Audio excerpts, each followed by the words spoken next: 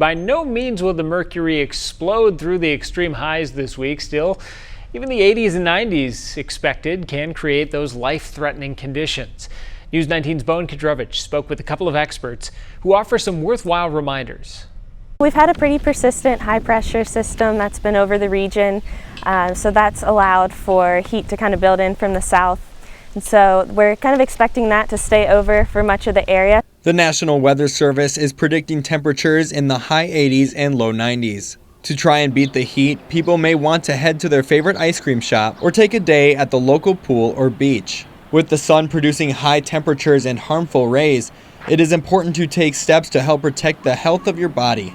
Heat is actually one of the leading causes of weather-related deaths in the United States, and it can be very taxing on the body. Excess exposure to heat can lead to a spectrum of illnesses.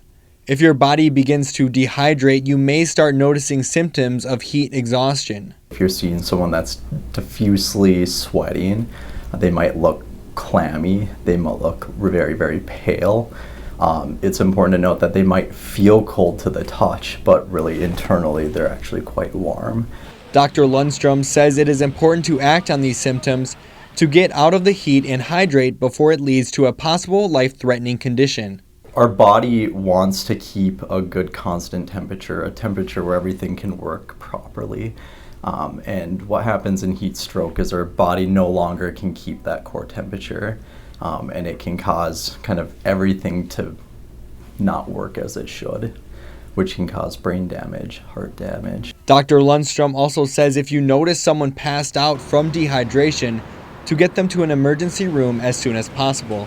Staying cool in La Crosse, I'm Bowen Kadrovich, News 19. And experts recommend wearing loose clothing to help prevent your body from overheating in these conditions. And you can always plan your day using our Storm Tracker 19 weather app.